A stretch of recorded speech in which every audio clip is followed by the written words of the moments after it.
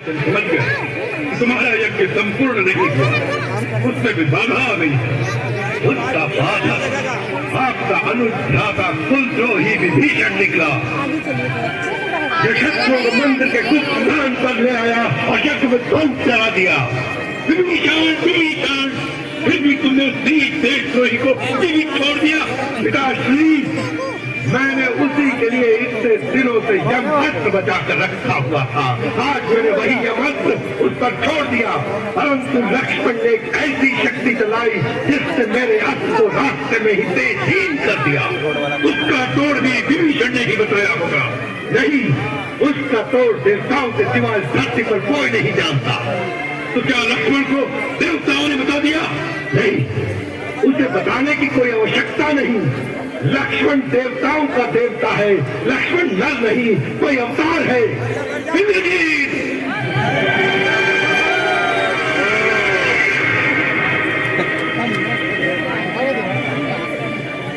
इंद्रजीत, यह भाषा तुम बोल रहे हो या लक्ष्मण ने तुम पर कोई सम्मोहनस्त्र चलाकर तुम्हारी मति को भ्रम में डाल दिया है, या लक्ष्मण के बाणों से पीड़ित होकर तुम युद्ध से भाग आए?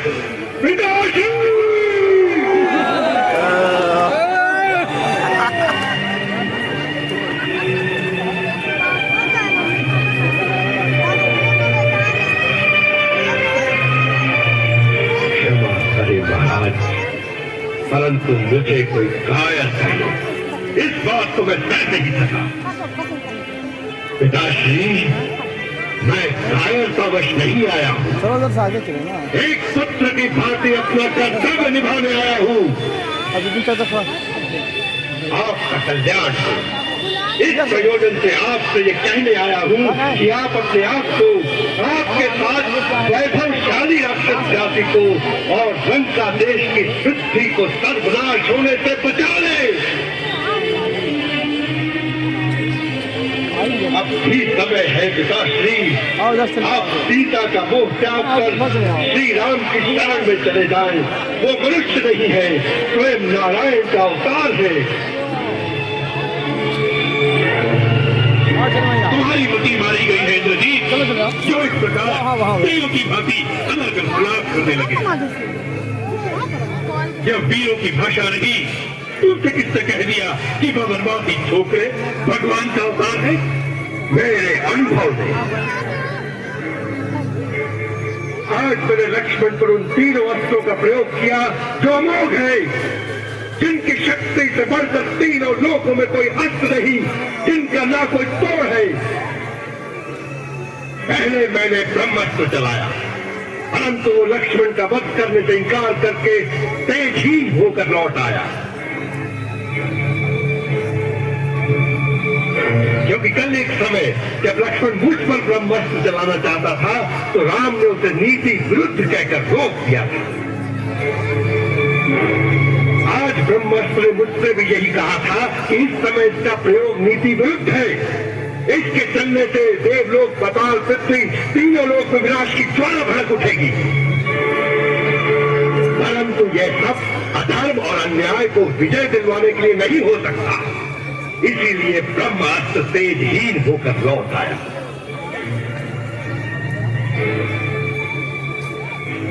फिर मैंने शिव का त्रिनेत्रधारी पाशुपात अस्त्र चलाया, परंतु वो लक्ष्मण को प्रणाम करके लुप्त हो गया।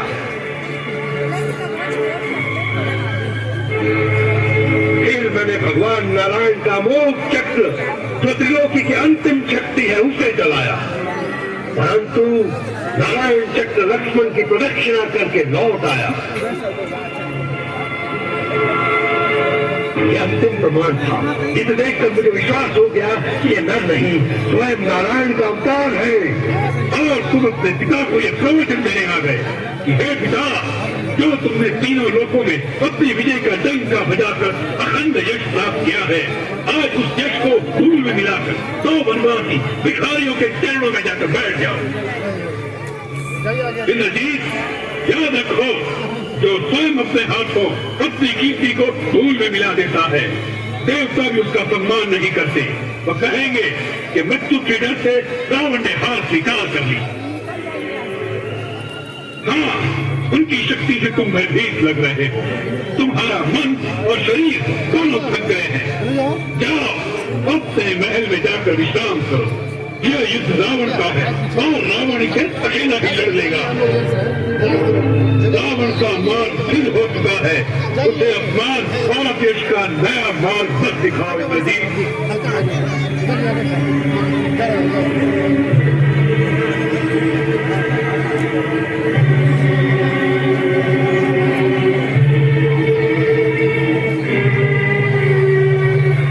क्षमा करें पिताश्री, मैं आपके अपमान के लिए नहीं, केवल आपके कल्याण के लिए ही ये बात करने आया हूं।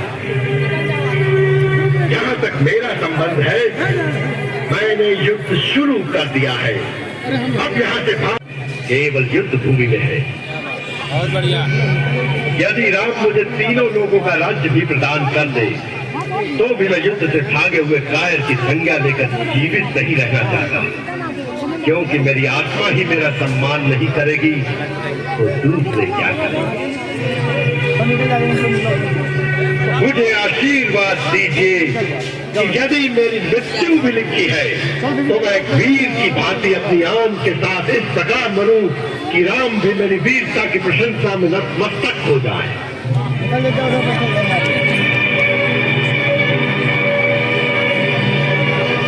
यदि वो नारायण भी है तो वो भी मेरी विजय का ही रूप होगा। तुम्हारी जय हो इंद्रजीत। न कि अपने मुंह से उसे निर्बल करना। पति पति का संबंध तो जीवन मरण का होता है, फिर रोना किसलिए? जाइए स्वामी, अपने धर्म का पालन कीजिए, उसमें ही आपकी विजय है। मुझे सदा अपने साथ ही समझिए।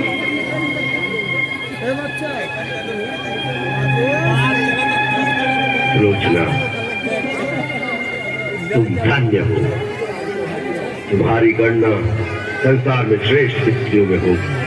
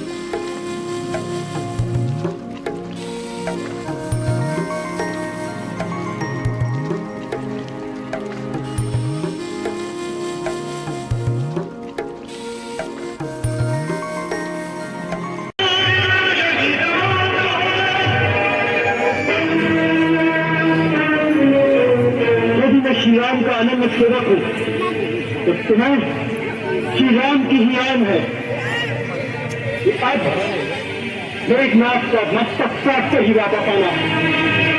लक्ष्मण, यदि तुझे श्री राम की आन है तो इंद्रजीत को अपने देश की आन है। इंद्रजीत के जीते जी इस देश पर शत्रु की विजय पताका कभी नहीं फैला सकती, कभी नहीं।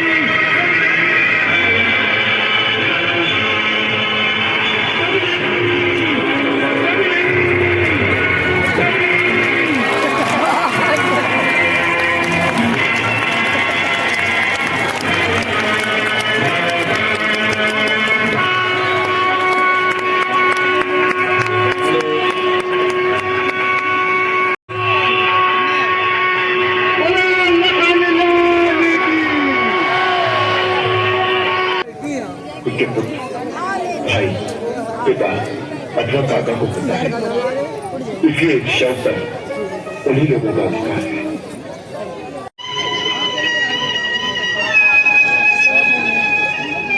हनुमान, इन्हें आदर के साथ लंका के मुख्य द्वार पर रखो, जिससे द्वार खोलकर राक्षस सैनिक इन्हें अंदर ले जा सके। जो आज्ञा प्रभु।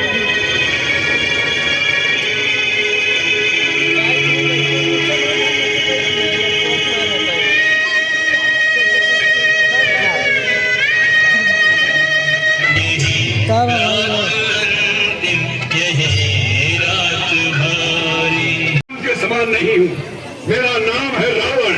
तीनों लोग जिसका यशगान करते हैं, लोकपाल तक जिसके बंदी हैं। तुमने खरदूषण और विराट को मारा, बेचारे वाली का छुपकर वध किया, कुंभकर्ण और मेघनाथ को मारा। आज मुझे उन सबका प्रतिशोध लेना है।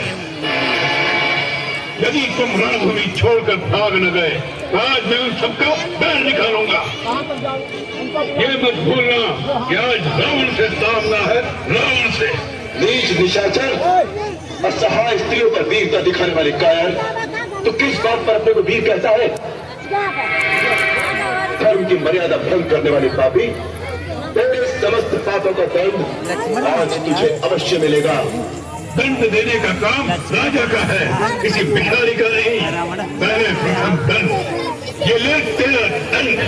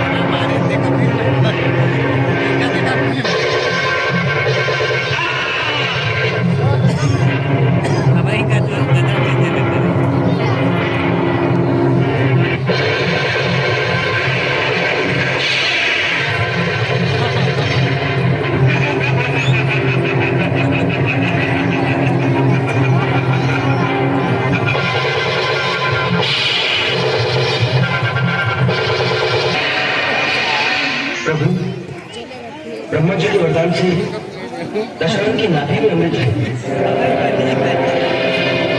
उनकी आकृति से युक्त अमृत तत्व का मूल है वो। उसके प्रभाव से एक शीश करते ही दूसरा शीश उत्पन्न हो जाता है। प्रभु, आप पहले आधुनिक शस्त्र का उपयोग करके नाभि भूमि के मूल का अमृत सुखा दीजिए, तभी उसका अंत हो सकेगा। जब तक तू जीवित रहेगा, राक्षस जाति का विनाश होते ही रहेगा।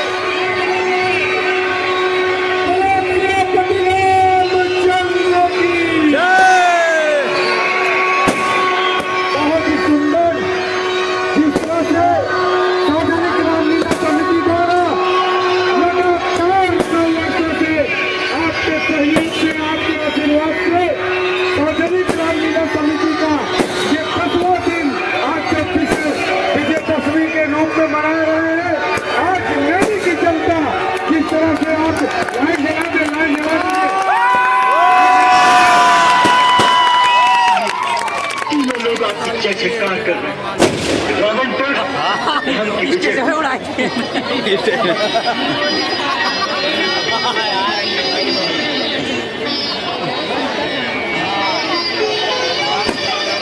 लक्ष्मण, ये विजय केवल राम की नहीं, तुम सबकी। तिवारी जी, तिवारी जी, महाराज विभीषण, महाराज सुग्रीव, वीर हनुमान, अंगद, जाम्बवंत, नल, नील और ये सारी वानर सेना, इन सबकी सहायता से ही राम ये युद्ध जीत सका।